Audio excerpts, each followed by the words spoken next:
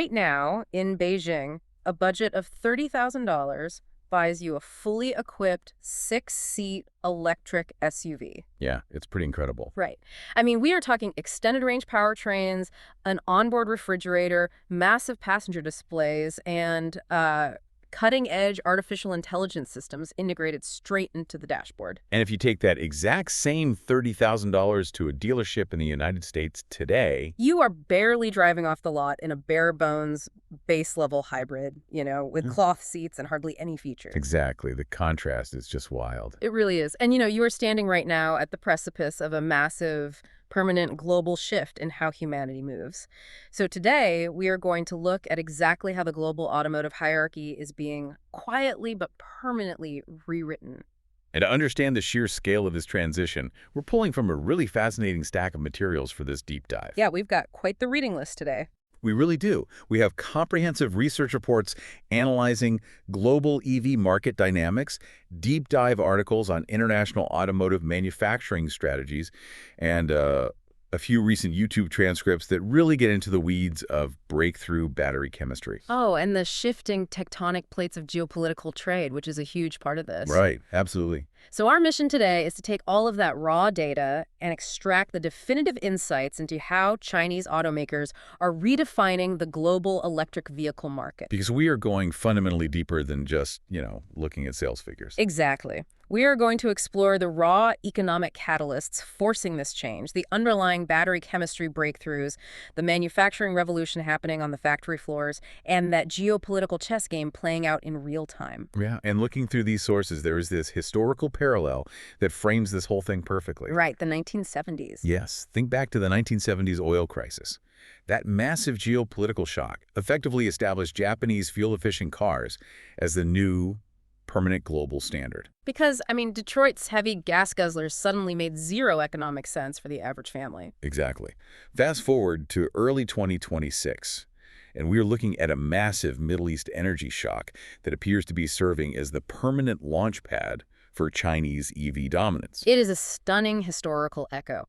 Because before we dive into the engineering of how these specific new electric vehicles are dominating, we really have to look at the macroeconomic trigger. The thing pushing everyday drivers to abandon traditional internal combustion engines at record speeds. Right, because it always begins with consumer survival and raw economics. Always. Okay, let's unpack this. The primary catalyst here in the data is intensely geopolitical. The 2026 war in Iran and the subsequent closure of the Strait of Hormuz. Which caused an immediate massive spike in global oil prices. Yeah, and when a huge percentage of the world's daily oil supply is suddenly choked off at a single maritime choke point, The vulnerability of relying on liquid fuels becomes painfully obvious to you, the average consumer. exactly. This is not some abstract foreign policy debate. It is a literal tax hitting your wallet every single week at the gas station. And the consumer reaction in the sources is staggering. It really is.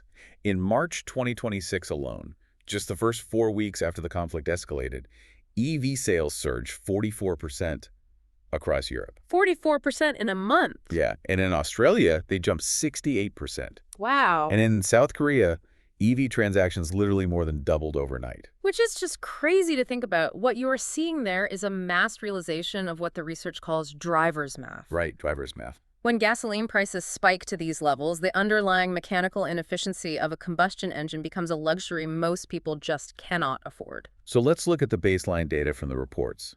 If you spend $60 on fuel right now for a traditional petrol or diesel car, the thermal loss and mechanical friction of that engine means you only travel roughly 101 kilometers. That's it. Yeah, but if you take that exact same $60 and put it toward charging an electric vehicle, you travel 370 kilometers. You are getting nearly 4 times the distance for the exact same capital output, simply because an electric motor converts energy directly to motion rather than wasting most of it as heat. Right, it's just raw efficiency. And there is a story in the research that perfectly illustrates the real-world impact of this shift. It focuses on an atmospheric chemist named Graham Kettlewell, who lives near Sydney, Australia. Oh yeah, this is a great example. He recently swapped out his 2014 Nissan Altima for a BYD Dolphin, which is a highly efficient Chinese hatchback selling for around $30,000 in Australia. And Graham happens to have solar panels on his roof, Exactly. So by simply plugging his new car into his house, his weekly commuting costs plummeted from $100 a week to just $4. which is a 96% reduction in operational costs. It's unbelievable. And when you scale a 96% reduction across millions of households, you're talking about a macroeconomic shift in how consumer capital is deployed. Mm. People are taking the money they used to burn in their engines and putting it back into their local economies. I really like to think of this specific setup as home refining. Home refining, I like that. Yeah, when you combine an electric vehicle with a residential solar array, you are essentially putting an oil derrick on your own roof. You control your own personal fuel supply. Which completely insulates you from whatever geopolitical conflict is shutting down a shipping lane on the other side of the planet. Exactly. But I have to push back here because the economics clearly make sense under extreme duress when oil prices are artificially inflated by war. Right. The crisis pricing. Yeah, so is the technology actually robust enough to keep you from switching back to a gas car when those global oil prices eventually stabilize? Like, are these vehicles genuinely superior machines, or are they just cheaper to operate during a crisis? Well, what's fascinating here is how the technology has entirely leapfrogged that baseline question over the last 36 months. Oh, really? Yeah, we are no longer discussing electric vehicles as a compromise you make to save on gas. The technological leaps detailed in the current engineering sources demonstrate that these vehicles have become superior products in a vacuum. Regardless of what a barrel of crude oil costs. Exactly. They have evolved from a luxury niche into the mass market baseline, primarily because the cost of the core component, the battery, has absolutely collapsed. And the numbers on that collapse are wild to look at. 10 years ago, the battery pack alone accounted for roughly 40% of the total cost of manufacturing the car. Right. It was the massive, unavoidable financial hurdle preventing affordable EVs for the middle class. But today, the sources show that a battery capable of a 500-kilometer range costs a manufacturer just $4,100 to $5,500 to produce. And when you remove that massive financial liability from the manufacturing sheet, automakers suddenly have thousands of dollars of surplus budget per vehicle. Which explains the glaring disparity we talked about at the start of the deep dive. Yes. That surplus budget is being reallocated directly into the cabin. Manufacturers are taking the capital they used to spend on expensive lithium-ion cells and pouring it into high-end luxury features. The refrigerators and massive screens. Yeah, extended-range powertrains and advanced sensors that were previously gated behind six-figure premium brands. But it is not just the cabin features, right? The battery chemistry itself has crossed a major psychological threshold for the consumer. Oh, absolutely. The sources highlight what the industry is calling the 6-minute miracle from CATL. The world's largest battery manufacturer. Right. They have developed the Shengsing third-generation battery, and it fundamentally alters the physics of charging. The thermal management and chemical stability they have achieved inside that cell architecture is a genuine engineering marvel. Because, you are looking at a battery that can safely accept a massive influx of current, charging from 10% to 98% capacity in exactly 6 minutes and 27 seconds. Which is just... Insane. The concept of range anxiety is effectively dead. Yeah, because that charging window is faster than pulling up to a gas pump, swiping your card, going inside the convenience store to buy a coffee, and walking back out to your car. Seriously. And they have engineered a solution to the final major vulnerability of electric vehicles, too: extreme cold weather. Right. Historically, freezing temperatures severely throttle the chemical reactions inside a lithium-ion battery. Drastically reducing both range and charging speed. But CATL's new thermal management systems actively precondition the battery. So in a brutal negative 30 degrees Celsius environment, where traditional internal combustion engines often struggle to even turn over, this new battery chemistry can still charge from 20% to 98% in just 9 minutes. it's incredible. So as a consumer, you are looking at a vehicle that costs half as much to buy, drives 4 times further for the same money, and charges in the time it takes to check your email in a freezing blizzard. Yeah, the value proposition is just overwhelming. And here's where it gets really interesting. Because the sources indicate we need to stop thinking about these machines as traditional vehicles with an electric motor swapped in. We are looking at supercomputers on wheels. Exactly. The research details a massive leap in what they call physical AI.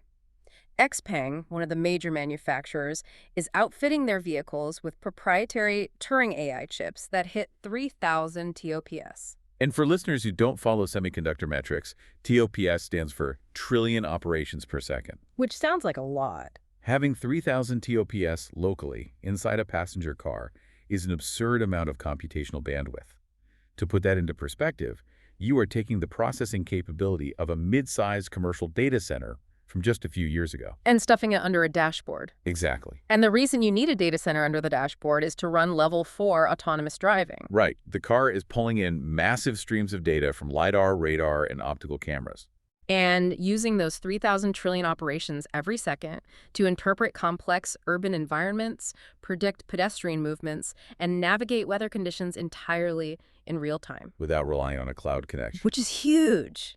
But this introduces a massive contradiction that we need to address. Okay, what's that? If you are rolling out supercomputers packed with luxury features, advanced thermal batteries, and AI data centers, how on earth are these companies building them so cheaply without instantly going bankrupt? Right.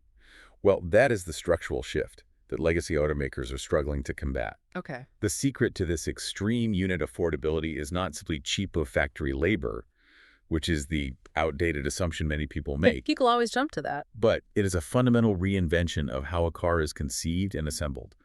The industry calls this vertical integration, and it represents a total departure from the Western manufacturing model. So let's actually look at how legacy automakers build a car for context. They rely on a highly fragmented, globally distributed supply chain. A traditional car company might design the chassis and the engine block, but they buy their braking systems from one supplier in Germany. Their entertainment software from a tech firm in California. Yeah, and their wiring harnesses from a facility in Mexico.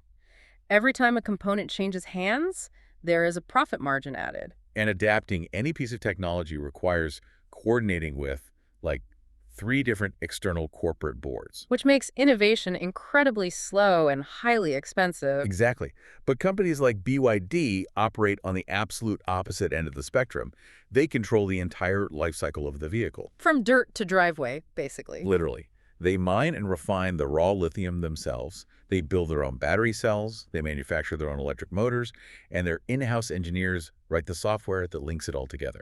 They have completely eliminated the middleman markup across the entire vehicle architecture. And that level of total control allows them to iterate engineering changes at lightning speed. Right, like take the electrical wiring architecture of the car itself.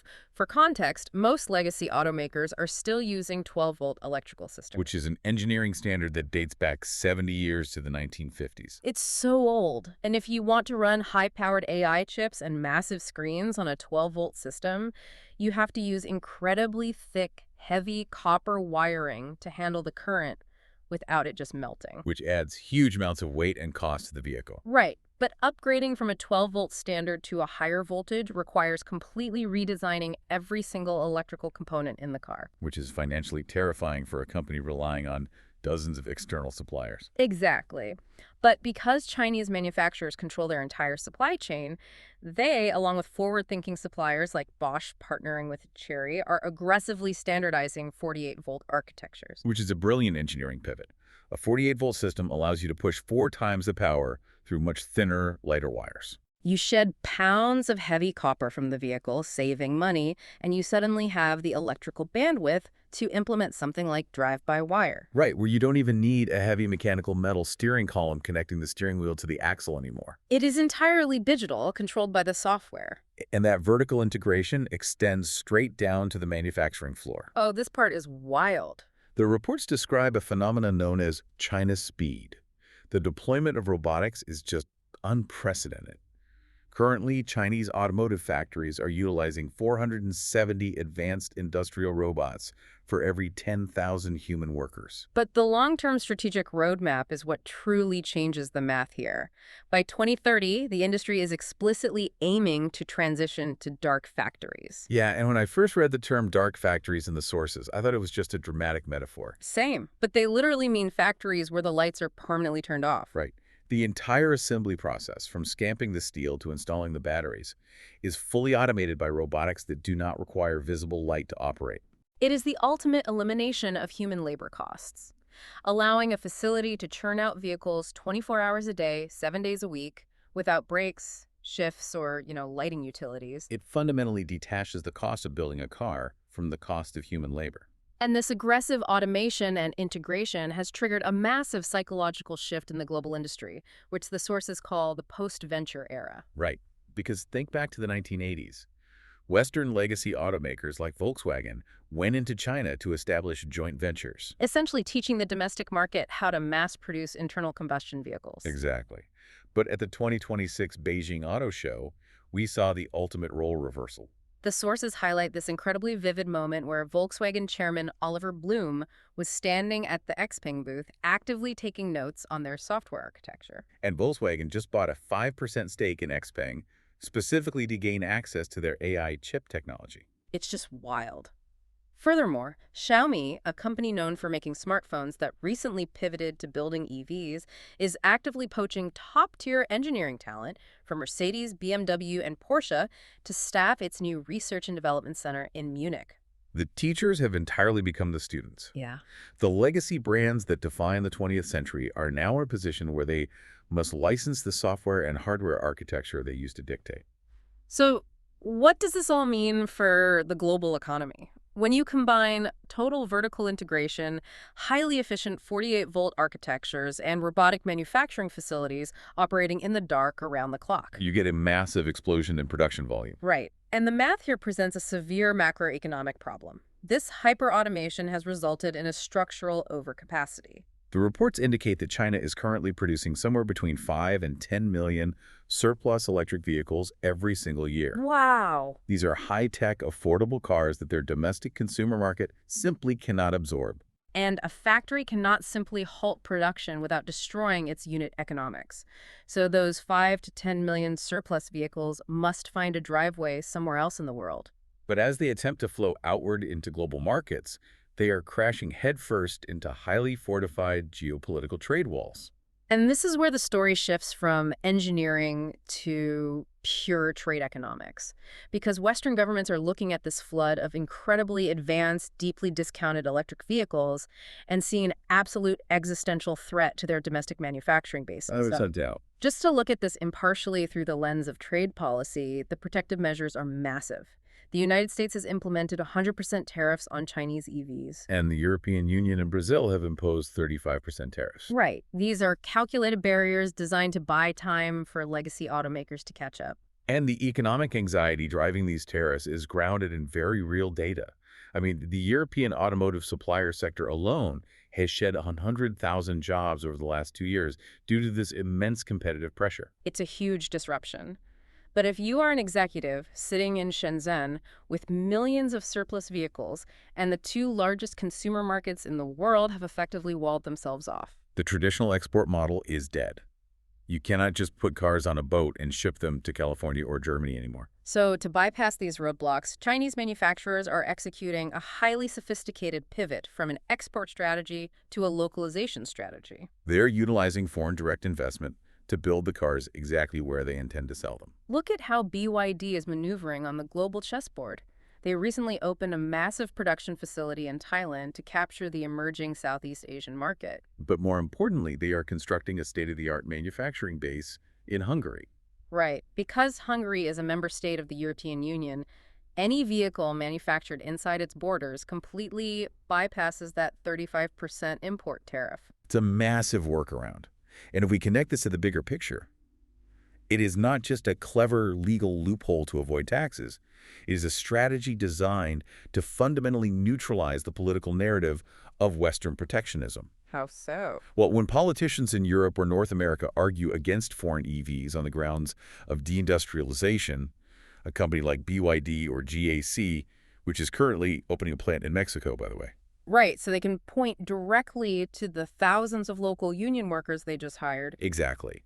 They are sourcing parts from local supply chains. They transform their corporate identity overnight from a hostile foreign disruptor threatening the economy into an embedded, vital local manufacturer providing middle-class jobs. You become a foundational stakeholder in the local economy. Precisely. And we're already seeing this localization strategy create structural cracks in North American trade barriers. The research points to a recent, highly strategic preliminary deal out of Canada. Yes, the Canadian government lowered the surtax on Chinese electric vehicles from an impenetrable 100% down to just 6.1%, capped at 49,000 vehicles annually. And trade analysts view that Canadian agreement as a vital testing ground. Yeah, because of the automotive safety. But if you are a consumer struggling with massive inflation and a geopolitical oil shock, the raw economic necessity of securing cheap, highly reliable transportation might eventually override those political walls. You cannot force a consumer base to pay double for a technologically inferior product indefinitely. The historical data supports that conclusion too. When a technological value proposition becomes that overwhelmingly dominant, consumer demand eventually forces the market to find a way through the legislative barriers. So, to synthesize this entire deep dive for you, we are witnessing a historic convergence of forces. You have a sudden geopolitical oil shock, rendering the internal combustion engine a massive financial liability for the average family. You have the total collapse of battery production costs alongside leaps in thermal chemistry. You have dark factory hyperautomation churning out supercomputers on wheels for a fraction of legacy costs. And you have a brilliant, heavily funded global localization strategy systematically bypassing Western trade walls. The global automotive hierarchy has been permanently rewritten, and the internal combustion engine is facing a legitimate, technologically superior existential threat. And that reality leaves us with a critical, structural question to consider as we watch this play out. Yeah. We know the industry is explicitly racing toward dark factories by 2030, where vehicles are assembled entirely by robotics with absolutely zero human intervention. Lights out. Lights out. If this highly automated localization model successfully scales globally to bypass tariffs, electric vehicles will become cheaper and more abundant than we ever imagined. Right. But what happens to the millions of global manufacturing jobs that literally built and sustained the global middle class for the last century? Wow, yeah. If a newly built factory in Germany or Mexico is run entirely by AI and robotics in the dark, is the ultimate price of incredibly cheap, clean transportation the permanent end of the traditional automotive worker? That is a heavy, necessary question to leave you with, and it brings us right back to the precipice we started on. When the macroeconomic ground shifts this violently, someone always loses their footing. Thank you for joining us on this deep dive. Keep questioning the world around you, keep looking at the raw economics beneath the headlines, and we will catch you next time.